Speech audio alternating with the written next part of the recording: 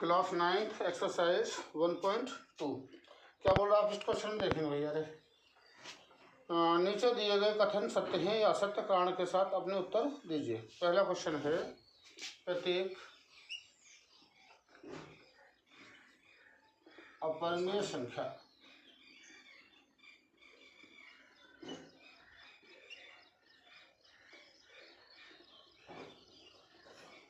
एक वास्तविक संख्या होती है।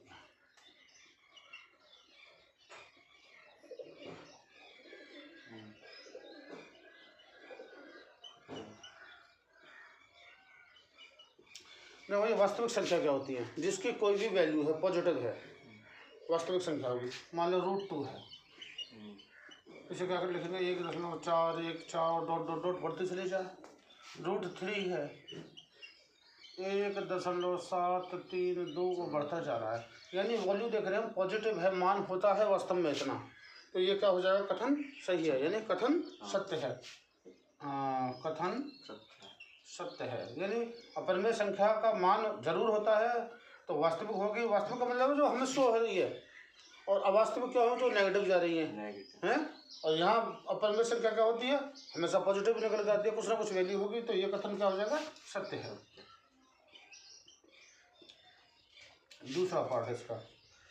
दूसरा बोल रहा है संख्या रेखा का प्रत्येक बिंदु √m के रूप का होता है जहाँ m एक पर, यानी ये बोल रहा है कि कोई भी नंबर है वो √m के रूप में होगा। संख्या रेखा का प्रत्येक बिंदु √m के रूप में होता है जहाँ m एक पर। अब देखो कहीं मान लो मुझे 2 लिखना है, 2 लिख आना, तो इसे √m के रूप में तो नहीं लिख सकता हूँ। कुछ संख्या है जैसे √4 है, इससे वैल्यू कितनी निकल के आ सकती है? 2 निकल के आ सकती है। मान लो मैं लिखूँ 1/3। अब ऐसे किस तरीके से निकालूं? तो ये वैल्यू पॉसिबल नहीं है। कुछ हो सकती है लेकिन कुछ नहीं होगी। तो ये क्या हो जाएगा? कथन असत्य है।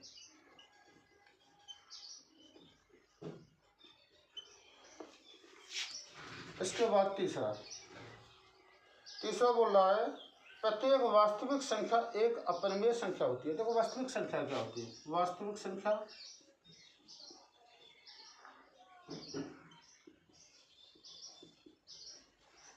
और इधर लेंगे हम अपरिमेय संख्या।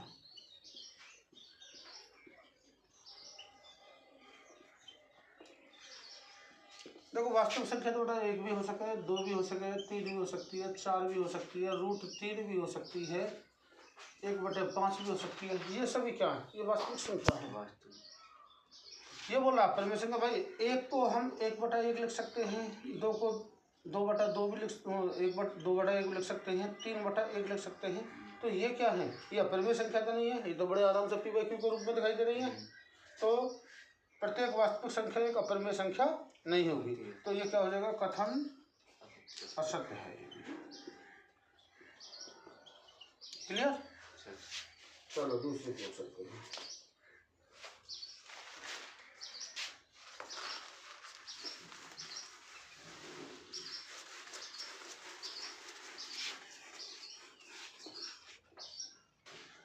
दूसरा बोल रहा है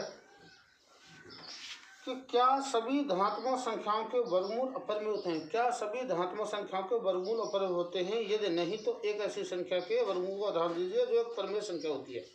तो देखो वर्गमूल देखते हैं। मान लो √2 है, इसे क्या लिख देते हैं 1.412 कुछ ऐसे बढ़ती जाती है। ये क्या होती है? अपरिमेय है।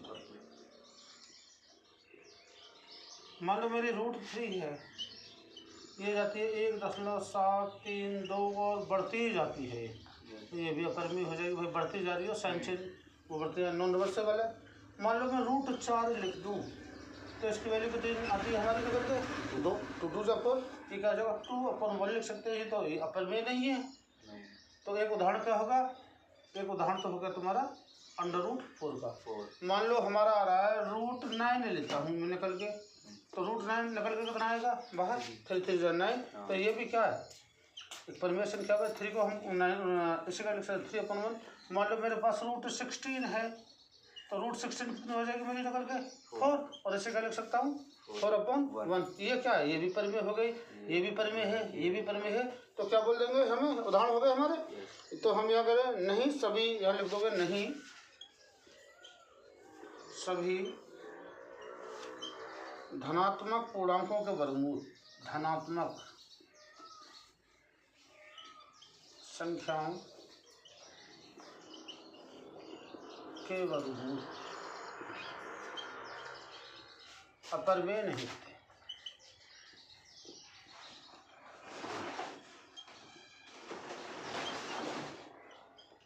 ठीक है, अपरिमेय नहीं होते। एग्जाम्पल क्या हो जाएगा तुम्हारा, √4 है, √9 है और तुम्हारा √16 हो जाएगा।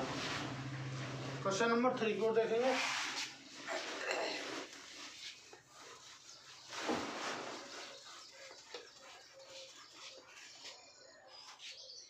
थर्ड क्वेश्चन क्या बोल रहा है, देखिए, दिखाइए कि संख्या रेखा पर √5 को किस प्रकार से निरूपित किया जाता है।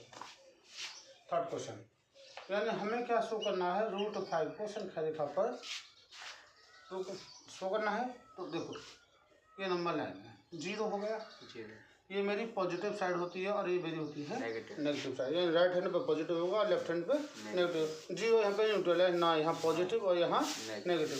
तो 1 2 3 और ऐसे ही बढ़ता जाता है ये, और इधर चलता है तुम्हारा -1 -2 और ये बढ़ता जाएगा। अब देखो पाइथागोरस थ्योरम पढ़ी है हमने। पाइथागोरस क्या बोलती है, पाइथागोरस थोड़ा सा देखेंगे। पाइथागोरस में क्या होता है, कर्ण का जो वर्ग होता है वो लंब का वर्ग प्लस आधार के वर्ग के बराबर होती है। ये होता है, जैसे एक ये ले लेते हैं डायग्राम, इस तरीक़ा से लेते हैं। मान लो ये मैं 1 सेंटीमीटर ले रहा हूँ और ये मैं ले रहा हूँ 2 सेंटीमीटर, ABC। तो यहाँ पहली कंडीशन में क्या होगा भाई, AC वर्ग बराबर क्या होगा, AB वर्ग प्लस BC वर्ग। AC वर्ग कितना है, AC वर्ग कितना है, AC वर्ग तुम्हें शो करना है। AC वर्ग बराबर AB कितना मेरे पास 2 का वर्ग हो गया और प्लस 1 का वर्ग हो गया। तो AC वर्ग बराबर कितना होगा बेटा, 2 2 जा 4 और ये कितना हो गया 1। तो AC वर्ग बराबर कितना आ गया तुम्हारा निकल के 5। और AC बराबर क्या हो जाएगा, √5। तो इसका मतलब ये जो मेरी ये क्या है, इसे बेस बोलते हैं, ये आधार है और ये मेरा हो गया लंब और इधर क्या है मेरा कर्ण। तो इसका मतलब क्या है, और जो मैं आधार 1 ले लूँ, आधार मेरा यहाँ ये 1 ले लूँ, ये आधार हो गया मेरा 1, और इस पे इतना ही 1 सेंटीमीटर ही इस पे लाइन खड़ी कर दे। तो ये भी कितनी होगी मेरी 1 हो गई, और इससे मैं यहाँ से यहाँ मैच कर देता हूँ। तो ये कितनी हो जाएगी भैया, अरे √2 होगा। एक तरीका तो ये होगा √2 शो करने का, क्लियर है ना। अब दूसरे तरीके पे आएंगे, यहाँ से इसे डायग्राम को हटाएंगे, थोड़ा सा फिर देखेंगे। मान लो मैं क्या करता हूँ, इसे हटाता हूँ यहाँ से। अब इस तरीका से लेकर आऊँगा डायग्राम, ये है आधार है, बेस है मेरा, और ये मेरा हो गया लंब, और ये क्या है कर्ण। मान लो मैं आधार ले लेता हूँ 2 सेंटीमीटर का और लंब ले लेते हैं यहाँ पे 1 सेंटीमीटर का। तो यहाँ मेरा 2 हो गया और यहाँ ले लिया मैंने 1 सेंटीमीटर, और इससे टच करता हूँ मैं, देखते हैं, ठीक है ना, वही कंडीशन है। इसे नाम दे लेते हैं ABC। तो यहाँ क्या होगा, वही सिस्टम है, कर्ण का वर्ग यानी AC वर्ग बराबर क्या हो जाएगा तुम्हारा AB वर्ग प्लस BC का वर्ग। AC वर्ग भाई AB मेरे पास कितना है 1 का वर्ग हो गया, प्लस BC कितना मेरा 2 का वर्ग हो गया। तो 1 1 1 और 2 2 से 4, ये भी कितना आ गया मेरा 5। AC वर्ग बराबर भी 5। तो AC बराबर क्या हो जाएगा √5। तो ये 2 तरीका से ले सकते हैं। एक तो हम क्या ले लेंगे, मान लो बेस को 1 ले लें और लंब जो मेरा है उसे 2 ले लें, 1 2 का कॉम्बिनेशन या 2 1 का कॉम्बिनेशन, क्लियर है ना ये। तो ये मान लो ये 2 है इधर से इधर, और ये हमारा 1 है, तो ये भी क्या हो जाएगा, नंबर लाइन पर 2 तरीका से √5 को हम शो कर सकते हैं, ठीक है ना भैया। क्वेश्चन नंबर 4,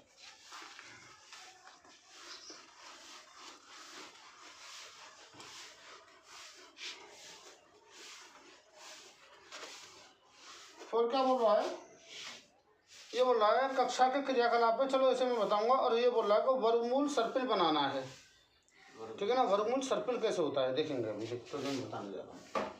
यानी √2, √3, √4, √5, √6, √7 किस तरीका से हमें बनाना है, यहीं पे आऊँगा। देखिए ध्यान से देखिए, 4 क्या करेंगे हम, ये आ गए हम 0, नेगेटिव साइड है लेफ्ट हैंड पे और राइट हैंड पे हो गई मेरी पॉजिटिव साइड। इसे ले लेते हैं 1, 2 और यहाँ 3 ले लो। ऐसे इधर हो जाएगा -1, -2 और -3 और इसी तरीका से ये लाइन जो आगे बढ़ती जाएगी। पहला लेना है मुझे √2। अभी मैंने तुझे बताया कि भाई 1 इधर ले लूँ, देखो ध्यान देना, 1 ये है और 1 सेंटीमीटर ही इधर ले लें 1/1 का। अब देखेंगे भाई पाइथागोरस ही लगाऊंगा मैं, और इसे मैच कर दिया मैंने, ध्यान देना बेटा, यहाँ ABC ले लिया मैंने मान लो। तो यहाँ क्या होगा, मान लो ये 1 मेरा इधर है यहाँ से यहाँ तक, और ये भी मेरा कितना है 1 है। तो यहाँ पे क्या होगा, देखो AC वर्ग बराबर क्या हो जाएगा, 1 का वर्ग प्लस 1 का वर्ग, यानी AC वर्ग बराबर हो जाएगा 2, और AC बराबर कितना हो जाएगा मेरा √2। ये मेरा हो गया √2। अब अगली कंडीशन क्या करनी, ये जो लाइन है AC, यहाँ पे हम 90 डिग्री का लाइन खींचेंगे, 90 डिग्री का एंगल बनाएंगे और 1 सेंटीमीटर की लाइन खींचेंगे बेटा, देख 90 डिग्री और ये क्या 1 सेंटीमीटर का ही लाइन खींचेंगे। और इसे नाम दे दूंगा मैं ABCD नाम दे दिया मैंने इसे, और इसे मिला दिया। ध्यान दिए 90 डिग्री का एंगल है यहाँ पे, यहाँ जब 90 ये है तो DC क्या हो गया मेरा, कर्ण हो गया। DC क्या होगा, कर्ण। तो मैं लूँगा यहाँ, ये तो मैंने लिया है त्रिभुज ABC से, ध्यान देना है बहुत ही इंपॉर्टेंट तरीका से। और ये है CAD से, यहाँ लेंगे त्रिभुज CAD से। तो यहाँ कर्ण है मेरा CD, तो CD का वर्ग, कर्ण का वर्ग बराबर क्या होगा, CA का वर्ग, ये मेरा परपेंडिकुलर है, और प्लस AD का वर्ग, ठीक है ना। तो CD वर्ग, CA कितना मेरा CA, ये जो आई है मेरी √2 निकल गई है, √2 का वर्ग और प्लस ये 1 सेंटीमीटर मिल लिया ये। तो CD वर्ग बराबर √2 का वर्ग हो जाएगा 2 और 1 ये हो गया। तो CD वर्ग बराबर कितना हो गया, 3, अभी 3 हुआ है, और CD बराबर कितना हो जाएगा मेरा √3। तो ये जो अगली लाइन आ रही है मेरी, ये CD बराबर आगे √3। फिर आगे बढ़ेंगे हम, वही मेथड लेके आएंगे। अब ये जो है यहाँ 90 का बनाओ, फिर 90 का एंगल लेंगे और फिर 1 सेंटीमीटर बढ़ाओ और इसे टच करेंगे यहाँ CDE, ये आ गया मेरा, फिर ये 90 हो गया। अब क्या लेंगे, त्रिभुज CDE से, ठीक है बेटा, CDE। तो कर्ण क्या हो गया मेरा CE, तो यहाँ पे कर्ण क्या है CE का वर्ग बराबर, CE का वर्ग बराबर किसका होगा, CD का वर्ग प्लस DE का वर्ग, CD का वर्ग प्लस DE का वर्ग हो जाएगा CE। तो मुझे निकलना है CE का वर्ग, और CD मेरा निकल गया √3 का वर्ग हो जाएगा, और प्लस 1 सेंटीमीटर चल रहे हैं। तो CE वर्ग बराबर क्या हो जाएगा भाई, √3 कितना हो जाएगा 3 + 1, तो CE वर्ग बराबर कितना हो गया 4, और CE बराबर कितना हो जाएगा √4। ये कितना हो गया √4 आ गई मेरी अगली। अगले मान लो √5 में करना है, फिर यहाँ क्या है, फिर 90 डिग्री का बनाऊंगा और 1 सेंटीमीटर खींच देंगे, ठीक है ना। यहाँ मान लो F पॉइंट दे दिया मैंने, फिर 1 सेंटीमीटर बढ़ाएंगे, ये 1 में जा रही है, ये भी 1 सेंटीमीटर है, ये भी 1 सेंटीमीटर जा रही है, इसे फिर मैं यहाँ से मिलाता हूँ। तो मेरा क्या होगा, परपेंडिकुलर तो बेटा हो गया, इधर पहुँच गया मेरा। तो CEF त्रिभुज हो गया मेरा, त्रिभुज CEF से, CEF। तो मेरा क्या होगा, कर्ण तो ये हो गया, तो यहाँ क्या होगा CF वर्ग, CF वर्ग बराबर क्या हो जाएगा, CE वर्ग प्लस EF वर्ग, CE वर्ग प्लस EF वर्ग, CF वर्ग बराबर C कितनी है मेरी, C तो मैंने कितनी निकाली √4, भाई √4 का होल स्क्वायर और प्लस ये मेरा 1 में चल ही रहा है। तो CF वर्ग बराबर √4 का वर्ग कितना हो जाएगा 4, और वो कितना हो जाएगा 1। तो CF वर्ग बराबर कितना हो जाएगा तेरा 5, और CF बराबर कितना हो जाएगा √5। इसी तरीका से √6, √7, √8, यानी ये क्या 1 सेंटीमीटर वाला 90 कितना ही बनाते चले जाओ तुम, ठीक है ना। ये सर्पिल तरीका से तुम्हारे √रूट को सोल्व करने की विधि हो गई। एक्सरसाइज क्लियर हो गई तुम्हारी।